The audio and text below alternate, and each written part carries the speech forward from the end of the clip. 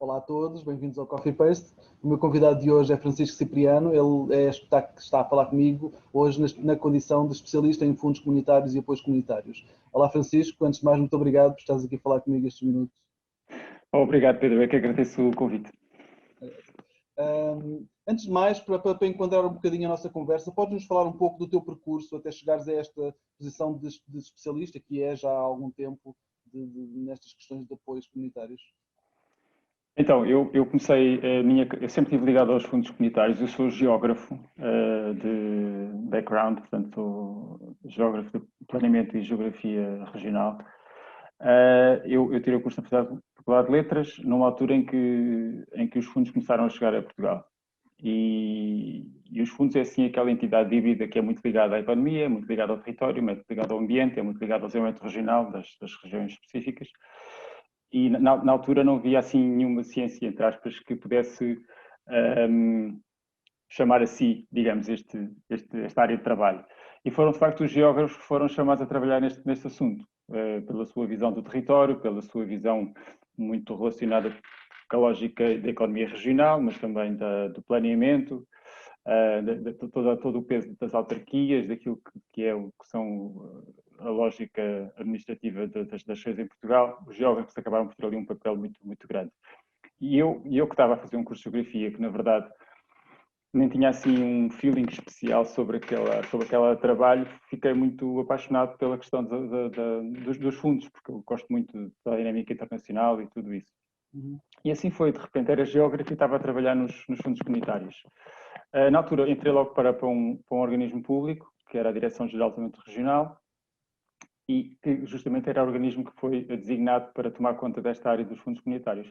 Pronto, e assim foi, depois nunca mais abandonei esta área. Estive lá, enfim, bastante tempo, depois fui para Bruxelas, para a DG Régio, justamente também para a área, para a política regional, onde tive também uma temporada, depois voltei para Portugal, continuando sempre ligado à área dos fundos, um bocadinho mais ligado à área política, porque como vinha de Bruxelas, acabava por ter uma visão muito de conjunto, muito de programação, não é? Uma vez que os fundos funcionam de 7 em 7 anos, por ciclos de programação, e portanto vinha já aqui com um endosso já bastante mais alargado do ponto de vista daquilo que se passava do lado de lá, não é? Do lado da Comissão Europeia, o que era útil também aqui para nós portugueses percebermos a outra parte da dinâmica. E foi assim que se passaram quase 30 anos sem eu dar por isso, e até que estava já muito maçado com a política e muito maçado com a dinâmica dos gabinetes, que é sempre muito intensa, passei por duas presidências da União Europeia, como estamos agora também de presidências como estamos agora também a viver. Portanto, é tudo muito, muito intenso, e eu disse, bom, agora está na altura de eu respirar fundo e talvez abrandar um bocadinho o ritmo. E quase sem querer fui parar à Fundação Carlos Gulbenkian, numa lógica um bocadinho diferente, que é, em vez do lado do Estado, eu basicamente programava fundos, né? Portanto, preparava tudo para que alguém pudesse concorrer aos apoios comunitários. Do lado da Fundação, eu fico em alerta para saber onde é que nós podemos concorrer aos apoios comunitários. Portanto, virei a perspectiva e agora é isso que faço na Fundação. Vou de facto atrás daquilo que são as oportunidades de alavancagem do financiamento da Carlos Gulbenkian com fundos comunitários. Depois surgiram este interesse pelos fundos da arte e da cultura, porque no fundo é o que eu faço diariamente, não é? Que há alguns projetos da área e da cultura. Ok. Tu lançaste recentemente um site e uma newsletter que chamaste Lab. Podes-nos dizer o que é e quais são os objetivos desta iniciativa?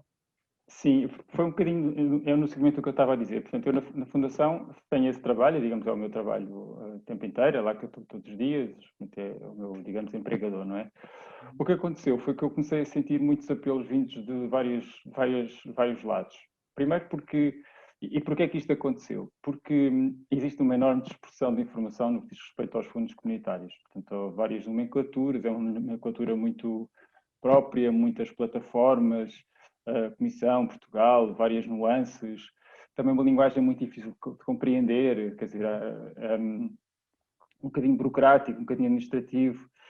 E houve outras entidades que, no fundo, trabalhavam também com a cultura que me pediram ajuda para ver se eu conseguia pôr um bocadinho a máquina a funcionar. Foi a Gerador e foi a Fundação GDA. E, de repente, eu, sem dar conta, estava aqui um bocado enliado em todas as pessoas que trabalhavam na área dos fundos e na área da cultura.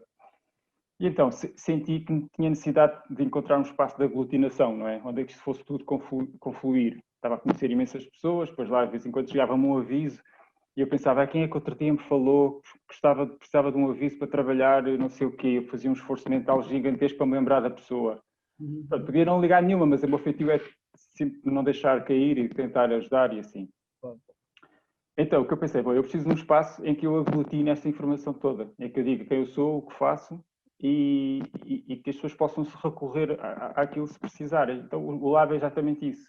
É um espaço onde eu faço uma confluência de instituições, digamos assim, portanto, com quem trabalho. Um sítio onde eu vou guardando os meus e-mails todos de referência para poder informar as pessoas no caso de elas precisarem.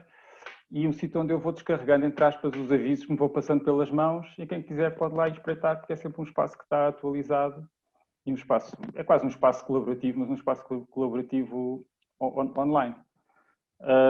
Depois, entretanto, houve pessoas que começaram a pedir-me dicas sobre candidaturas, que se eu não me importava de reler a candidatura, no final ela está escrita. Pronto, a coisa começou, e eu sentia-me um bocadinho perdido, porque não sabia nem que e-mail é que eu havia de usar, porque não ia usar o da Fundação, porque não fazia sentido, então, o Lab é um bocado isso, é um espaço agregador, não é? Para que eu possa pessoalmente organizar e que as pessoas também tenham um sítio, uma porta onde bater no caso precisarem. Exatamente. E a prova em que o mercado precisa disto é que eu abri o site e de um momento para o outro eu tenho 500 subscritores na newsletter. Super rápido.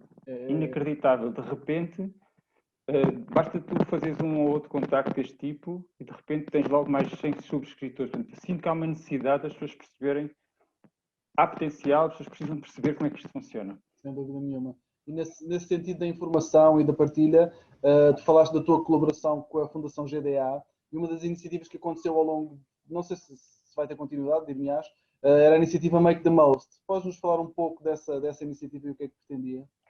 Sim, portanto, eu comecei a trabalhar na Fundação GDA justamente por estas motivações. Isto é, havia ali um potencial de artistas pouco vocacionados para fazer uma candidatura, apesar de nós sentirmos que o potencial estava lá. Estava lá dos dois lados, não é? Estava lá do ponto de vista do financiamento e estava lá do ponto de vista das pessoas. E, portanto, a Fundação estimulou-me a eu ter algumas ideias para chamar essas pessoas a participar nesta dinâmica. E nós começámos por fazer dois seminários, seminários que até brincámos com o nome e dissemos isto não é um seminário, para as pessoas não sentirem aquela carga dos seminários, sobre fundos comunitários. Fizemos dois, cada um com 2 dias, um em Lisboa e outro no Porto, onde eu pedi para todas as pessoas que estivessem relacionadas com fundos comunitários, do ponto de vista da programação, estarem presentes e apresentarem aos artistas o que era o potencial de financiamento para estas áreas. E assim foi, depois houve uma fase mais prática, chamei projetos que tinham ganho, um bocadinho para dizer, pá, isto não é um bicho de 7 cabeças, venham cá porque isto são pessoas que já conseguiram e estão a fazer bom trabalho e tudo isso. E correu muito bem, tivemos imensas pessoas nos seminários. A seguir a isso, pensámos, bom, agora se calhar fazia falta não perder o resto destas pessoas que estiveram connosco e pôr-nos ao dispor delas para continuar a conversar. Portanto, e assim nasceu o que nós chamamos as consultas dedicadas, também na Fundação GDA, onde as pessoas podem se inscrever e ficam com uma hora, ou seja, um período marcado com hora para conversar comigo. Não é? Eu não vou resolver os problemas das pessoas, não lhes vou passar o cheque, mas vou dizer, olha, se calhar no teu caso era bom a Europa Criativa, porque fazes isto, se calhar no teu caso era bom um programa Erasmus, porque estás na área da formação, da boa prática, ou se calhar no teu caso não funciona, esquece, parte para outra, faz um crowdfunding, não vale a pena. Pronto, e tentar encaminhar as pessoas transformar no fundo as suas ideias em projetos reais. A seguir a isto, então, eu comecei a sentir que havia um espaço vazio, que era os que foram aos seminários, os que não estavam maduros para as conversas, mas os que continuavam com a potência sobre o tema. Então assim nasce o Make the Most, que é uma brincadeira com a crónica Make the Most of European Funds, portanto, tira para o melhor partido que conseguires dos fundos, e é uma brincadeira com o hashtag. Que no fundo são uma espécie de umas tertúlias que aconteciam no final da tarde, em Lisboa, depois começámos a fazer noutros sítios do país, onde eu convidava dois oradores, em regra 2 projetos ganhadores, ou 2 projetos perdedores, com os desks dos programas respectivos, e no fundo aquilo era uma conversa aberta, distendida, em que todas as pessoas podiam fazer perguntas, onde a mim me importava muito perceber o percurso, não é? Como é que aquela entidade que já fez um projeto da Europa Criativa, como é que ela começou? E esperámos, diga-me lá como é que começou, como é que encontrou os seus parceiros, como é que fez o seu caminho, não é? Como é que partiu estas pedras todas para chegar ao seu edifício, na esperança de quem está do lado, quem está a assistir, pudesse desmistificar todos esses processos e também fazer o seu caminho. Fizemos imensas sessões, estava a correr super bem, fizemos 10, salvo erro, tínhamos o ano 2009 todo marcado, ou seja, íamos fazer no Porto, em Évora, na Universidade de Évora, a propósito do projeto Magalhães, fizemos no Artes à Vila, na Batalha, quer dizer, fizemos, no fundo, os eventos que já tinham alguma ancoragem do ponto de vista de escala, estavam-nos a chamar para nós irmos lá fazer este pequeno evento com eles. E estava a funcionar muito bem, só depois veio a pandemia e ficámos sem programa, mas a esperança é que possamos continuar com tudo isto passar. Ok, ainda bem, esperemos que sim. Isto provavelmente já se sente menos e o teu trabalho tem contribuído para isso. Mas sentes ainda assim que os agentes culturais portugueses ainda perdem muitas oportunidades devido à falta de informação? Eu acho que já não é só um problema de informação. Acho que estamos francamente melhor. Eu estou-me a perceber que existem já projetos, para já uma enorme apetência, estamos a entregar mais projetos. Ainda estamos com poucos projetos ganhadores, isto é, precisamos de escala para começar a ter propostas com boa qualidade. Mas houve aqui um fenómeno que a gente não se pode como tu sabes, o ciclo da programação funciona de 7 em 7 anos. Uhum. E o anterior ciclo de programação, o CREN, talvez um bocadinho mais atrás, o QCA2 tinha um programa Cultura. Uhum. Uhum. O QCA3, portanto, 7 anos depois, tinha uma medida desconcentrada para a da cultura. Desconcentrada, isto é, ao nível das regiões para a da cultura. Onde os agentes encontravam financiamento. O que é que aconteceu no acordo de parceria? Esta medida, no CREN, já estava um bocadinho mais frágil e no acordo de parceria desapareceu. Por complemento a um grande programa europeu que é a Europa Criativa. Uhum. Ou seja, ao nível europeu as coisas estão mais ou menos arrumadas, mas ao nível do acesso dos agentes aos programas ficámos bastante mal servidos, porque uma coisa é ter um programa cultura à porta de casa, outra coisa é ter um programa Europa Criativa que me obriga a pelo menos 3 parceiros de 3 países diferentes, com toda uma estrutura mais pesada, tudo a ser negociado com a Comissão Europeia. E, portanto, houve aqui um momento em que, de facto, a informação se perdeu, se baralhou, se reorganizou e muita gente, e o setor é sempre muito jovem, é sempre muita gente a entrar de novo, de facto, quando vai à procura não encontra nada e quando encontra algo inacessível. Portanto, eu acho que em primeiro lugar, e é isso que o esforço que eu faço, é preciso talhar um percurso quase com um roadmap para as pessoas perceberem para onde é que eu tenho que olhar e para onde não vale a pena olhar. É? Quero fazer esta diferença para conseguir fazer isto. E depois, é preciso criar uma certa rotina de trabalho administrativa, que também não está muito cimentada. Eu vou-te dar um exemplo que eu acho que é fácil de compreender. Uhum. Há meia dúzia de anos atrás, os nossos cientistas e as nossas pessoas que estavam ligados os professores universitários, estavam ligados à ciência, não tinham que fazer muito esforço para ter financiamento para estudar e para fazer os seus trabalhos científicos. Ele caía, eram as bolsas. Concorreu uma bolsa e a bolsa caía, que foi desaparecendo. E estas pessoas tiveram que passa de expressão, que não é muito bonita, fazer-se à vida. E elas próprias começaram a concorrer. Ao Horizonte 2020, à FCT e por aí fora. Ganharam uma rotina. Tu hoje não tens um único professor universitário que tenha esta lógica da academia que não faça um bom projeto para recorrer a financiamento ao Horizonte 2020.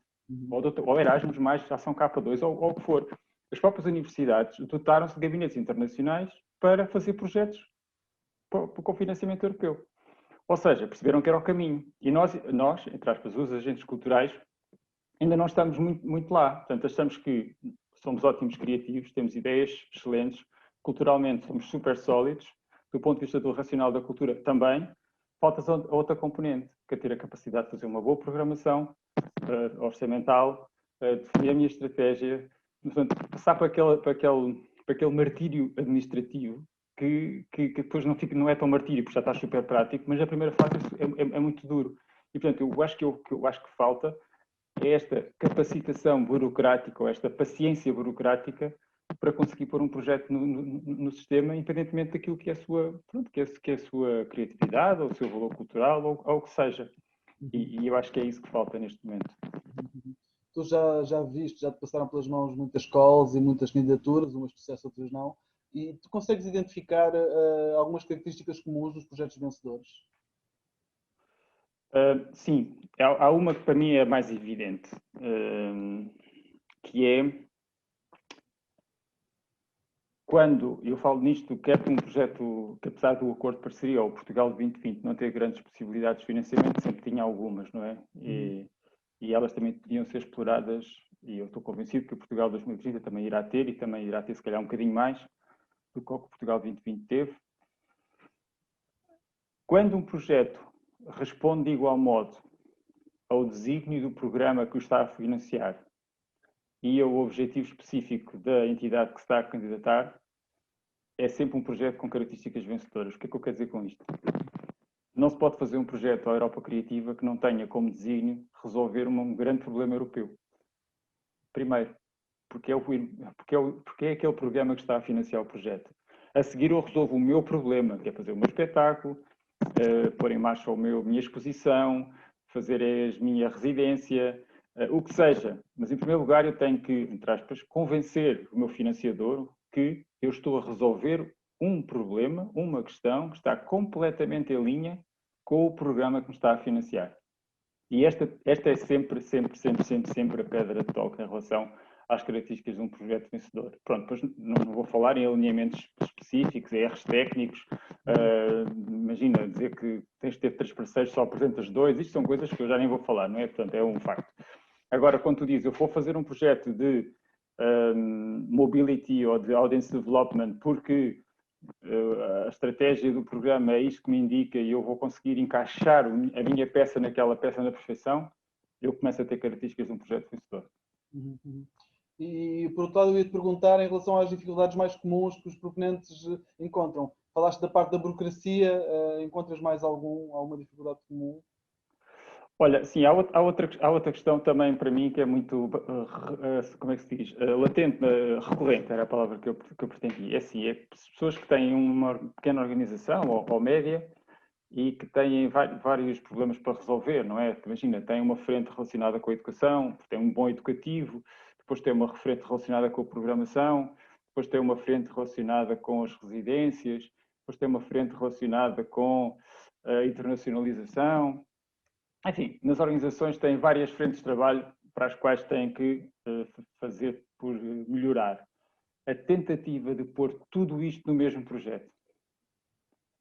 Ou seja, eu quero o mesmo projeto, eu quero educativo, eu quero não sei o quê, eu quero internacionalizar, eu quero nananana, e escrevo aquilo tudo lá para dentro e acho que o que vem aí é o resultado e eu a partir de agora tenho a minha vida resolvida porque vou começar a trabalhar num projeto. Isto é um erro enorme.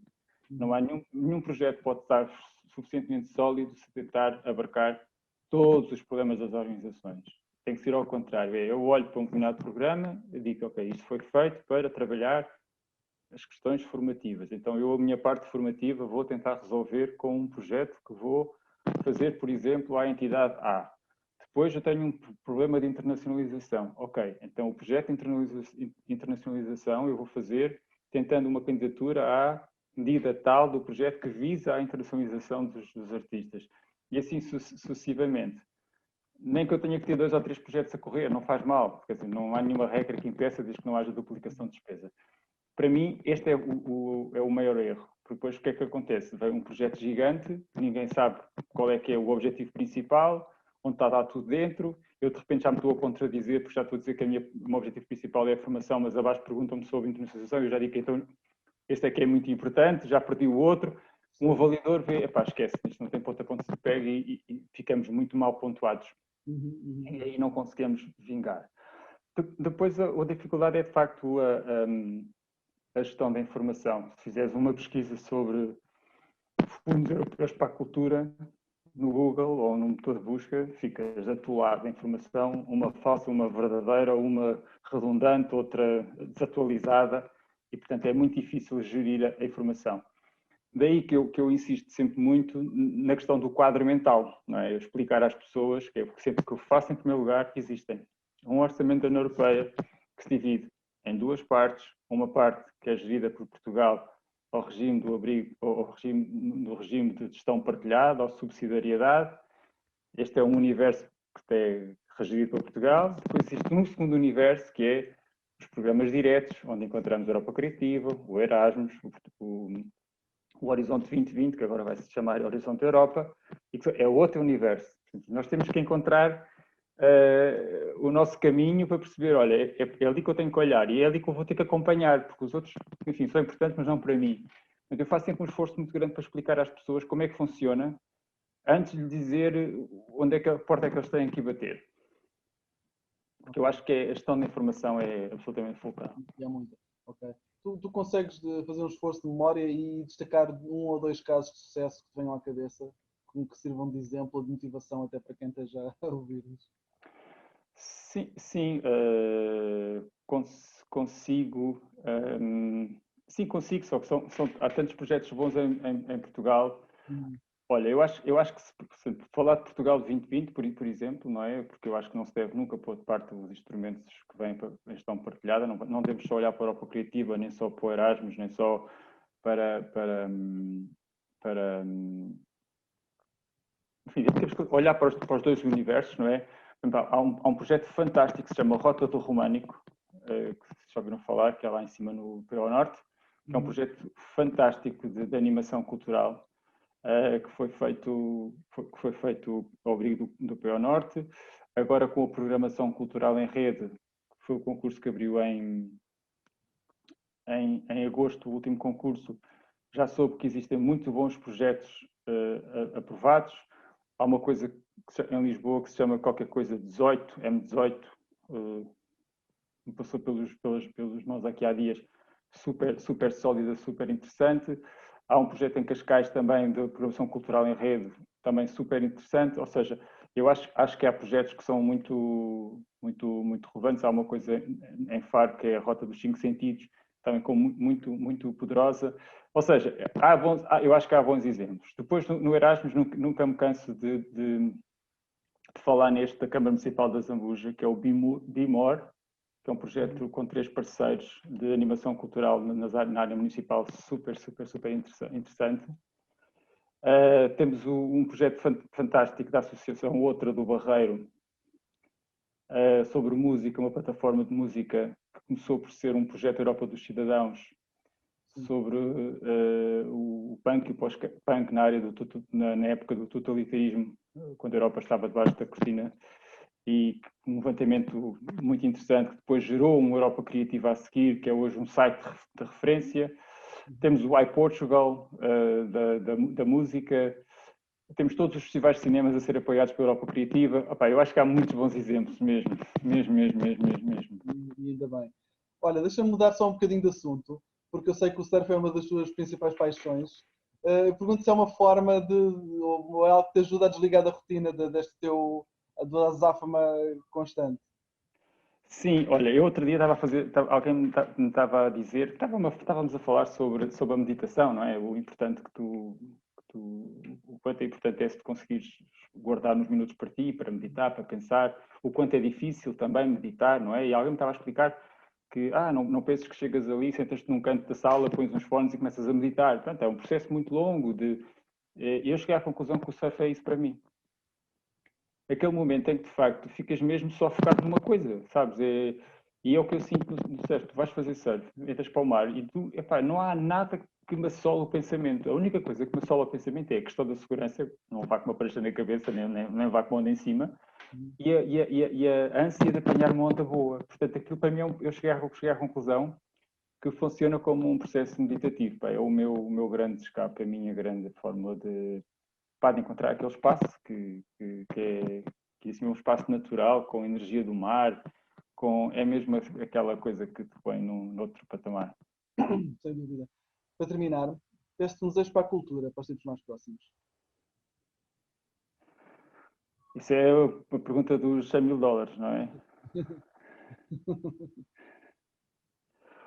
Olha, eu não vou entrar parece aquela coisa da paz do mundo, não é? Não vou por aí. não vou por aí, não é? Porque seria quase que utópico pensar nisso, não é? Não, mas o meu desejo para a cultura é que nós não sentíssemos que é um setor de terceira categoria, não é? Fosse um setor ao nível dos outros e que as pessoas pudessem ser felizes a fazer aquilo que gostam. E até porque eu acho que há uma certa hipocrisia na cultura, porque nós tendemos a não dar muita atenção do ponto de vista governativo ou financeiro ou assim, mas depois é sempre lá que recorremos quando estamos aflitos. Quando tu estás triste, é a música que te põe cá para cima. Quando tu vais ver um bom espetáculo de dança, é isso que te cria uma emoção enorme. É o cinema que te cria emoção, são os livros que te criam emoção. Portanto, são coisas tão sensoriais que te criam emoções tão fortes, que te fazem tão feliz em determinados momentos, mesmo de euforia, não é? Quando estás a ver uma música que adoras e te apetece dançar, estás num momento de euforia, não é? Que é o momento máximo, e como é que isso pode ser um bocadinho deixado para trás logo a seguir? Portanto, eu acho que o meu desejo era que todas as pessoas que estão nesse setor pudessem ser tão felizes a fazer o seu trabalho, como são felizes os outros a usufruir do trabalho que eles fazem. Francisco, muito obrigado, foi um gosto falar contigo. Nada, obrigado também.